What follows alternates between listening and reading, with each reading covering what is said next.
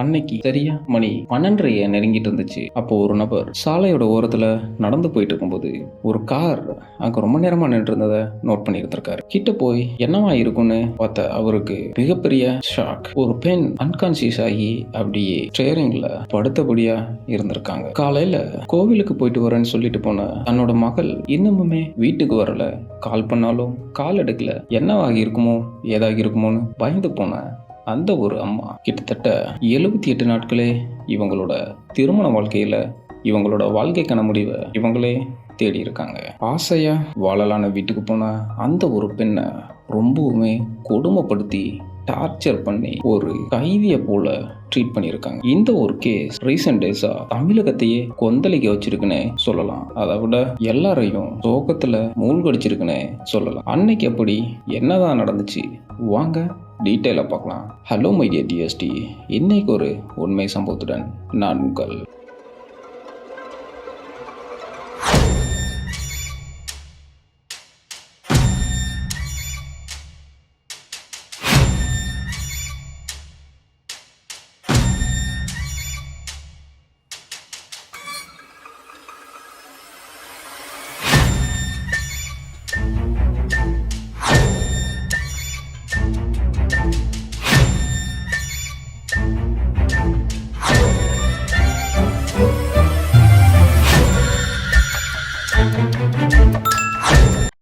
June 28, 2025 Mondipalayam அப்படிங்கிற ஒரு ஊர்கிட்ட சாலையோரமா ரொம்ப நேரமா ஒரு கார் நின்று இருந்ததை நோட் பண்ண ஒருத்தர் காருக்கு பக்கத்துல போயிட்டு என்னவா இருக்குன்னு பார்க்க போறாரு. அப்படி பார்க்க போன அவருக்கு மிகப்பெரிய ஷாக். அது என்னன்னா, ஒரு பெண் வாயில நுரையெல்லாம் தள்ளிட்டு ஃபிக்ஸ் வந்த மாதிரி டிரைவர் சீட்லேயே அன்கான்சியஸாக இருந்திருக்காங்க. அது யாரு என்னன்னு பார்க்கும்போது அது திருப்பூர் டிஸ்ட்ரிக்டை சேர்ந்த அவினாசி பக்கத்தில் அண்ணாதுரை அப்படிங்கிறவரோட பொண்ணுன்னு தெரிய வந்திருக்கு.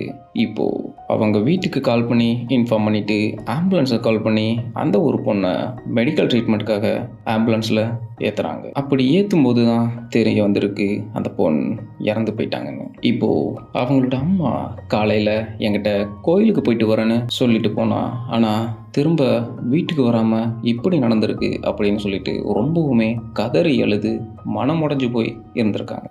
இப்போது இந்த ஒரு சம்பவத்தை போலீஸ்க்கு இன்ஃபார்ம் பண்ணுறாங்க. திருப்பூர் டிஸ்ட்ரிக்ட் போலீஸ் சம்பவ இடத்துக்கு வந்துட்டு இது கொலையா இல்லை தற்கொலையா அப்படின்னு சொல்லிட்டு இன்வெஸ்டிகேட் பண்ணுறாங்க. அப்படி அவங்க ஸ்டார்ட் பண்ண இன்வெஸ்டிகேட்டில் ஃபர்ஸ்ட் அந்த பொண்ணோட மொபைல் ஃபோனை செக் பண்ணுறாங்க.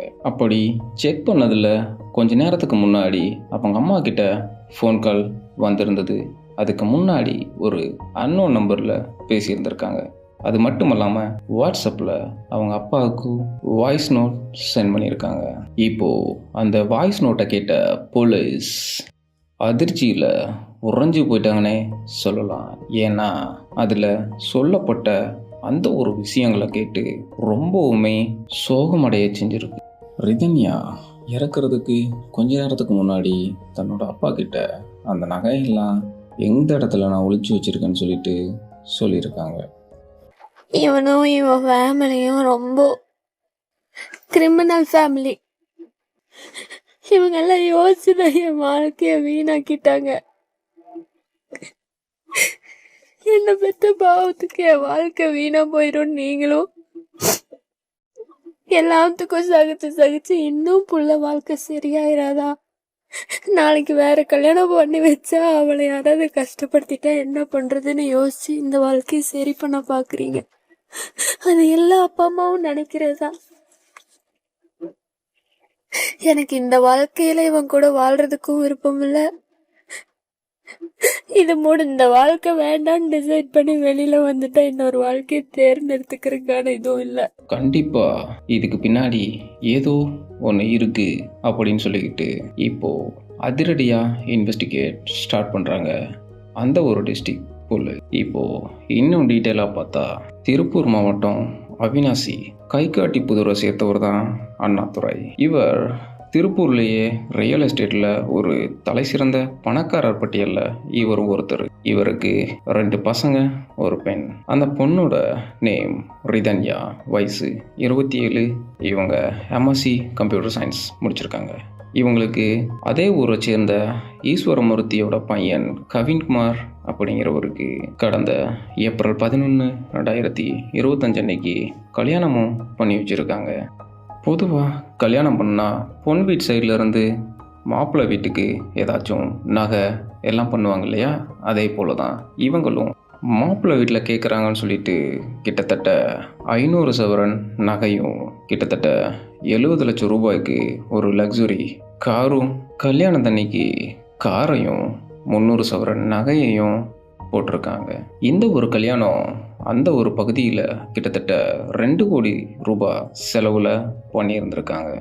அப்படி மிக பிரம்மாண்டமாக தன்னோட மகளுக்கு கல்யாணம் பண்ணி புது வீட்டுக்கு அனுப்பி வச்சிருக்காங்க. அப்படி கல்யாணம் பண்ணிட்டு மாப்பிள்ளை வீட்டுக்கு போன ரிதன்யா தன்னோட வாழ்க்கையில் இதுதான் முதல் படி, ஸோ அதனால ரொம்பவும் சந்தோஷமாக ஸ்டார்ட் பண்ணணும் அப்படின்னு நினச்சி அந்த வீட்டுக்கு போகிறாங்க. ஆனால் போன அவங்களுக்கோ தெரியாது இது சொர்க்கம் அல்ல, ஒரு நரகம் அப்படின்னு சொல்லிட்டு தெரியாமல் இருந்திருக்கு. அதாவது பொதுவாக கல்யாணம் பண்ணிட்டு போனால் எல்லாருமே தன்னோட கணவன் மனைவி உறவை புது கல்யாணம் பண்ணிட்டு போகிற எல்லாருமே தன்னோட வாழ்க்கையை புதுசாக சந்தோஷமாக ஸ்டார்ட் பண்ணணும்னு தான் நினைப்பாங்க. அப்படி தான் ரிதன்யாவும் நினச்சி போயிருக்காங்க. கல்யாணம் பண்ணிட்டு போன புதுசில் புது இடங்கிறனால கொஞ்சம் அப்படி இப்படி தான் இருந்திருக்கும்.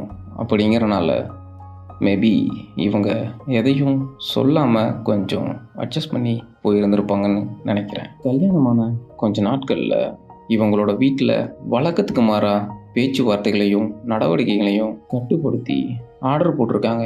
இவங்களோட மாமனார் மாமியார் எப்போவுமே ஒரு அடிமையை போல ட்ரீட் பண்ணியிருக்காங்க இந்த ஒரு பொண்ணை. அதாவது வீட்டில் எங்கேயும் எதையும் நீ பண்ணக்கூடாது, ஒரே இடத்துல தான் இருக்கணும் அப்படின்னு சொல்லிட்டு சொல்கிறது. அதுக்கப்புறம் நீ கிச்சன் பக்கமே போகக்கூடாது அப்படின்னு சொல்லிட்டு, ஆனால் கிச்சனில் இருக்கிற பாத்திரங்களை கழுவுறது, துணி துவைக்கிறது, இந்த மாதிரி வேலைகளெல்லாம் செய்ய சொல்லியிருக்காங்க. அது மட்டும் இல்லாமல் நீ வெளியே எங்கேயும் போகக்கூடாது, முக்கியமாக கார் எடுத்துகிட்டு போகக்கூடாது, வீட்டுக்குள்ளாரையே தான் இருக்கணும்னு சொல்லிட்டு ஒரு ரூமுக்குள்ளே போட்டு அடைச்சி வச்சுருந்துருக்காங்க. இப்படியெல்லாம் தன்னோட அப்பாவும் அம்மாவும் பண்ணுறதை பார்த்துட்டு இருந்த கவின் எந்த ஒரு வார்த்தையும் சொல்லாமல் அமைதியாக இருந்திருக்காரு. எதுக்கு பண்ணுறாங்கன்னு பார்த்தா, கல்யாணத்தில் 500 சவரன் நகை போடுறேன்னு சொல்லியிருந்தாரு. ஆனால் 300 சவரன் தான் போட்டிருந்தாரு. மீத 200 சவரன் எப்போ கிடைக்கும், எப்போ தருவார் அப்படின்னு சொல்லிட்டு கேள்வி மேலே கேள்வியை மாற்றி ஒருத்தர் அந்த பொண்ணை கேட்டு டார்ச்சர் பண்ணியிருக்காங்க. கல்யாண வாழ்க்கை சந்தோஷமாக இருக்கணும்னு நினச்ச ரிதன்யாக்கு இவங்க பண்ணுறதெல்லாம் பார்த்து ரொம்பவுமே டார்ச்சரில் தான் அவசரப்பட்டு கல்யாணம் பண்ணிட்டோமோ அப்படின்னு ஒரு தாட் கண்டிப்பாக வந்திருக்கும். ஏன்னா இவங்க அந்த அளவுக்கு மென்டல் டார்ச்சரும் பண்ணியிருக்காங்க. அது மட்டும் இல்லாமல் கவின் ரிதன்யாவை செக்ஸுவல் ரிலேட்டடாகவே ரொம்பவுமே கொடுமைப்படுத்தியிருக்காருன்னு சொல்லலாம். நீங்கள் நினைக்கலாம் புது கல்யாணம் கொஞ்சம் அப்படி இப்படி தான் இருப்பாங்க அப்படின்னு நினைக்கலாம். ஆனால் அதுதான் இல்லை. எந்த ஒரு வேலை வெட்டிக்குமே போகாமல் இருந்த கவின்குமார் பான் வீடியோஸ் பார்க்குறத வழக்கமாக வச்சுருந்துருக்கலாம். இந்த ஒரு விஷயத்த ஷேர் பண்ணுறது ரொம்பவுமே சங்கட்டமடைய செய்யுது. ஒரு வியாபாரத்துக்காக செய்யப்படுற அந்த ஒரு வீடியோக்களை பார்த்துட்டு வந்து அதை காட்டு மிராண்டித்தனமாக அந்த ஒரு பொண்ணுக்கிட்ட தனிமையில் இருக்கும்போது கையை கட்டி போட்டு வாயெல்லாம் துணியால் அடைச்சி ரொம்பவுமே சித்திரவதை பண்ணியிருக்காருன்னு சொல்லலாம். இந்த ஒரு கொடுமைகளெல்லாம் தாங்க முடியாமல் ரிதன்யா ஒரு நாள் அவங்க அப்பா வீட்டுக்கு கிளம்பி போகிறாங்க. அப்படி போன அவங்க பெற்றோர் புதுசாக கல்யாணமானவங்க கொஞ்சம் அடாப்ட் ஆகிறதுக்கு கொஞ்சம் நாள் ஆகும் அப்படின்னு சொல்லிட்டு கொஞ்ச நாள் போனால் எல்லாமே சரியாயிரும் அப்படிங்கிற ஒரு எண்ணத்தில் அவங்கள கன்வின்ஸ் பண்ணி மறுபடியும் அனுப்பி வைக்கிறாங்க. டிஎஸ்டி இதுதான் அவங்க பண்ணது மிகப்பெரிய தப்புனே சொல்லலாம்.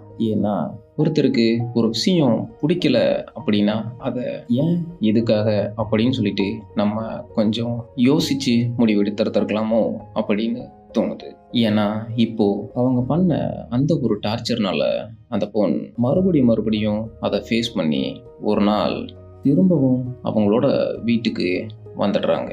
இப்போ ரொம்பவுமே சோகமா மனசுடைஞ்சு போயிருந்த ரிதன்யா அவங்க பெற்றோர் சமாதானப்படுத்தி சரி பார்த்துக்கலாம் எதுவும் இல்லை அப்படின்னு சொல்லி சொல்றாங்க. இப்போ வீட்டில் இருந்த ரிதன்யாவை பார்த்த அவங்க அம்மா தன்னோட பொண்ணோட நடையே சரியில்லை, ஒரு மாதிரி தாங்கி நடக்கிறாங்க அப்படின்னு நினைச்ச அவங்க என்னென்ன பார்க்கும்போது ரிதன்யாவோட ஹிப்போட ஷேப்பே மாறி போயிருக்கு அப்படின்னு நினச்சி ரொம்பவுமே ஷாக் ஆகி பயந்து போயிருக்காங்க. ஏன்னா அந்த அளவுக்கு கவின் ரிதன்யாவை செக்ஸுவல் டார்ச்சர் பண்ணியிருக்காருன்னு சொல்ல முடியுது. இப்போ தன்னோட பெற்றோர் வீட்டுக்கு போன ரிதன்யா ஜூன் 28, 2025 அன்னைக்கு பக்கத்தில் இருக்க ஒரு கோவிலுக்கு போயிட்டு வரேன்னு சொல்லிட்டு அம்மா கிட்ட சொல்லிட்டு போகிறாங்க. அப்படி போகும்போது உங்களுக்கும் சேர்த்து பிரசாதம் வாங்கிட்டு வரேன் அப்படின்னு சொல்லிட்டு போனேன். அவங்க மொண்டிப்பாளையம் பக்கத்தில் ஒரு ரோட்டு ஓரத்தில் கார் உள்ள மயக்கம் அடைஞ்ச நிலையில இருந்திருக்காங்க. என்ன ஏதுன்னு பார்க்கும்போது அவங்க இறந்து போய் இருந்திருக்காங்க. அப்படி இறக்குறதுக்கு முன்னாடி அவங்க அம்மாவுக்கும் கால் பண்ணி இருந்திருக்காங்க. அது மட்டும் இல்லாமல் அவங்க அப்பாவுக்கு வாட்ஸ்அப்பில் வாய்ஸ் நோட்டும் சென்ட் பண்ணியிருக்காங்க. துரதிர்ஷ்டவசமாக அன்னைக்கு அவங்க அப்பா வெளியில் போகும்போது ஃபோனை வீட்டிலையே விட்டுட்டு போயிருக்காரு. அப்படி ஃபோனை கையில் வச்சுருந்தாலோ இல்லை அந்த வாய்ஸ் நோட்டை யாராச்சும் ஒருத்தர் கேட்டிருந்தாலோ ரிதன்யாவோட உயிரை காப்பாற்றிருக்கலான்னு சொல்லலாம். ஏன்னா அதை அனுப்புன கொஞ்ச நேரத்துக்கு அப்புறம் தான் ரிதன்யா இறந்துருக்காங்க. அப்போ மணி கிட்டத்தட்ட 12:30 நெருங்கிட்டு இருந்துச்சு. டிஎஸ்டி இந்த ஒரு சம்பவத்திலிருந்து ஒரு விஷயம் என்ன தெளிவாக புரியுது அப்படின்னா, நமக்கு முன்னாடி காலகட்டத்தில் இருந்தவங்க வரதட்சணையால் பல பிரச்சனைகளையும் கொடுமைகளையும் சந்திச்சதை நம்ம எல்லாரும் கேட்டிருப்போம். ஆனால் அதே ரிப்பீட்டடாக இப்போ வரைக்கும் கண்டினியூ ஆகிறத நம்மளால் கொஞ்சம் கூட ஏற்றுக்க முடியலை. அது மட்டும் இல்லாமல் அதால் பல உயிர்கள் இப்போது இறக்கிறத நம்மளால் கண் முன்ன பார்க்க முடியுது. நம்ம கண்ணுக்கு தெரிஞ்சு ரிதன்யா, கண்ணுக்கு தெரியாமல் எவ்வளவோ பேர் இதனால் இறந்து போகலாம். ஸோ ஒருத்தருக்கு ஒரு விஷயம் பிடிக்கல அப்படின்னா என்ன ஏது அப்படின்னு சொல்லிட்டு பெற்றோர் விசாரித்து பொறுமையாக முடிவெடுக்க வேண்டியது ரொம்பவுமே அவசியமான ஒன்று.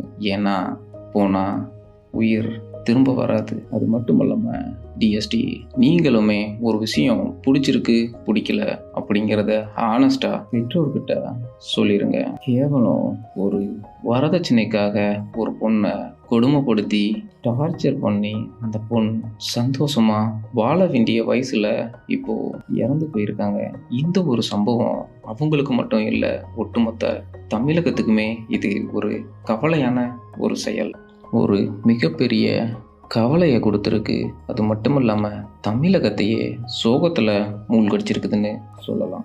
இதுக்கப்புறம் ஒரு ஜென்ரேஷனாச்சும் நிம்மதியாக வரதட்சணை கொடுமை இல்லாமல் இருக்கணும்னு நம்ம எல்லாருமே வரதட்சணைக்கு எதிராக இருப்போம்னு நான் நம்புகிறேன். அது மட்டும் இல்லாமல் இதுக்கப்புறம் வரதட்சணை கொடுமையால் யாரும் சாகாமல் இனி வர்ற ஜென்ரேஷனுக்காக நம்ம பண்ணுற அந்த ஒரு மாற்றம் அடுத்த ஜென்ரேஷனை வரதட்சணை கொடுமையிலிருந்து காப்பாற்றணும்னு நான் நம்புகிறேன். இந்த ஒரு சம்பவத்தை பற்றி நீங்கள் என்ன நினைக்கிறீங்கன்னு கமெண்ட் பாக்ஸில் சொல்லுங்கள். அது மட்டும் இல்லாமல் இதே போன்ற க்ரைம் நியூஸை பார்க்கணுன்னா நம்ம சேனலை மறக்காமல் சப்ஸ்கிரைப் பண்ணிக்கோங்க. அண்ட் தென் மீண்டும் ஒரு உண்மை சம்பவத்துடன் உங்களை சந்திக்கிறேன்.